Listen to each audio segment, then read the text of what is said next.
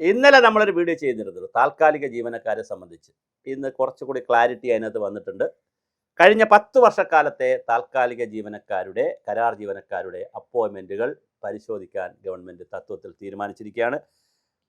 ആരോഗ്യ വകുപ്പിൽ വലിയ തോതിലാണ്, പിന്നെ NHMലൊക്കെ വളരെ വലിയ തോതിലാണ് ആരോഗ്യ വകുപ്പിൽ കരാർ ജീവനക്കാരുള്ളത്. അതുപോലെ തന്നെ തദ്ദേശഭരണ വകുപ്പിലും കുടുംബശ്രീ പോലുള്ള സംവിധാനങ്ങൾ, ശുചിത്വ മിഷൻ, ഹരിത കേരള മിഷൻ, ഇങ്ങനെ മിഷനുകളിലെല്ലാം ഒരുപാട് കരാർ ഉദ്യോഗസ്ഥരുണ്ട്.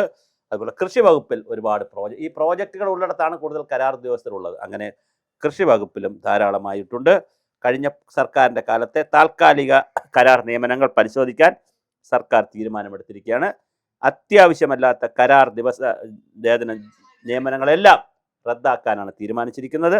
ജീവനക്കാരുടെ കണക്ക് നൽകാൻ എല്ലാ വകുപ്പുകളോടും പൊതുമേഖലാ സ്ഥാപനങ്ങളോടും സർക്കാർ ആവശ്യപ്പെട്ടിരിക്കുകയാണ്. ഉദ്യോഗസ്ഥ ഭരണപരിഷ്കാര വകുപ്പ് ഇതിനകത്ത് ആവശ്യപ്പെട്ടിട്ടുണ്ട്.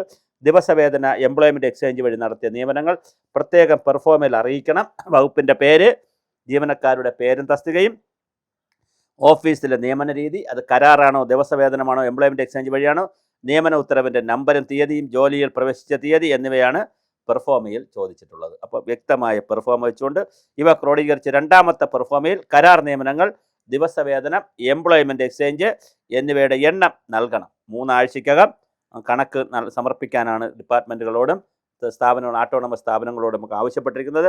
അനാവശ്യമായി നിയമിച്ചവരെ ചെലവ് ചുരുക്കൽ പദ്ധതിയുടെ ഭാഗമായി ഒഴിവാക്കാനാണ് സർക്കാരിൻ്റെ തീരുമാനം. അതിലൊരു പൊളിറ്റിക്കൽ ഡിസിഷനും ഉണ്ടാവുമല്ലോ. സ്വാഭാവികമായിട്ട് കരാർ ജീവനക്കാർ ഫ്ലോട്ടിംഗ് പീപ്പിളാണ്. ഇടതുപക്ഷ ജനാധിപത്യം ഇരിക്കുമ്പോൾ അവരുടെ പാർട്ടി സഹാക്കളെല്ലാം കൂടി ആയിരിക്കും ഇരച്ച് കയറുന്നത്. സ്വാഭാവികമായിട്ട് അവരെ UDF വരുമ്പോൾ അവരിൽ ഒരുപാട് പേരെ പിരിച്ചുവിടും. പീരീഡ് കഴിയുന്നതനുസരിച്ച് പിന്നെ പുതുക്കി കൊടുക്കില്ല.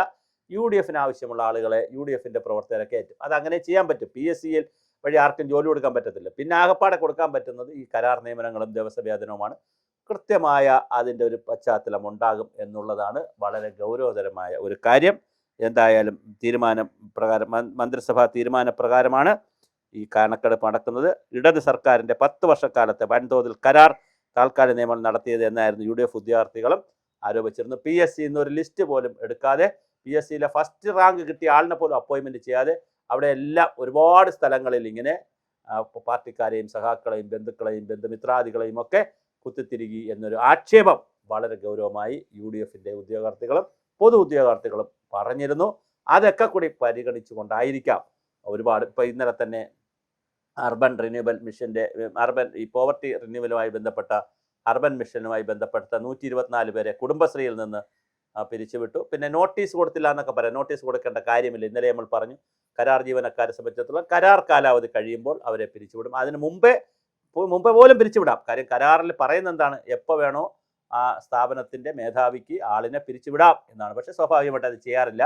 ഒരു പീരീഡ് വച്ചാൽ 1 വർഷമാണ് കരാർ പീരീഡ്. ആ 1 വർഷം കഴിഞ്ഞിട്ടായിരിക്കും ചെയ്യുന്നത്. എംപ്ലോയ്മെൻറ്റ് എന്നാണെങ്കിൽ 179 ദിവസമാണ്, 6 മാസമാണ്. ചിലപ്പോൾ അത് 1 വർഷമൊക്കെ പോകുന്ന പ്രോജക്റ്റുകളിലൊക്കെ ആണെങ്കിൽ 1 വർഷവും പോകാറുണ്ട്. എന്തായാലും ചിലപ്പോൾ 2 വർഷം പോകും. അതൊക്കെ depends on the project and depends on the programme and schemes എന്നുള്ളതാണ്. എന്തായാലും വളരെ വലിയ ഒരു മാറ്റമാണ് ഉണ്ടാകുന്നത്.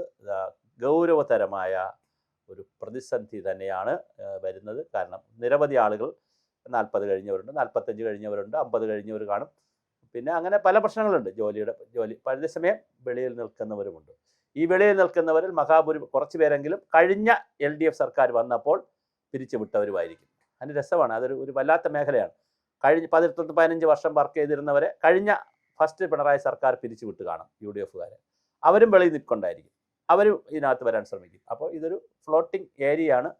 അപ്പോൾ ആളുകൾ ഇങ്ങനെ മാറിക്കൊണ്ടേയിരിക്കും. അതിനിടയിൽ രാഷ്ട്രീയ സ്വാധീനവും വ്യക്തിബന്ധ സ്വാധീനവും ജാതിമത സ്വാധീനവും പിന്നെ നന്നായി വർക്ക് ചെയ്യുന്നവർ, ഗുഡ് ബുക്കിലൊക്കെ കയറി പറ്റുന്നവർ, അങ്ങനെ കുറച്ച് പേർ, ഒരു ചെറിയ ടീം, എന്തായാലും 10-20% ആളുകൾ ചിലപ്പോൾ എല്ലാ കാലത്തും തുടർന്ന് പോവുകയും ചെയ്യും. ഇതാണ് ഇതിൻ്റെ ഒരു പശ്ചാത്തലം. എന്തായാലും 10 വർഷത്തെ കരാർ നിയമനത്തെക്കുറിച്ച് പ്രൊഫഷണലായി പിന്നെ ഈ ഭരണപരിഷ്കാര കമ്മീഷൻ പെർഫോമയിൽ വിവരങ്ങൾ എടുക്കുകയാണ്. ഇന്നലെ നമ്മൾ പറഞ്ഞപ്പോൾ ആ വാർത്ത ഒരു കുറച്ചുകൂടി ഞങ്ങളുടെ ഒരു രഹസ്യ വിവരം എന്നുള്ള നിലയിലാണ് ഇന്നലത്തെ വാർത്ത വന്നത്. പക്ഷേ ഇന്നത്തത് അത് പരസ്യമായിരിക്കുകയാണ്. പെർഫോമ തന്നെ സർക്കാർ അയച്ചു കൊടുത്തിരിക്കുന്നു. 3 ആഴ്ചയ്ക്കകത്ത് മറുപടി കൊടുക്കാൻ പറയുന്നു. 3 ടൈപ്പ് പെർഫോമയാണ് ഉള്ളത്.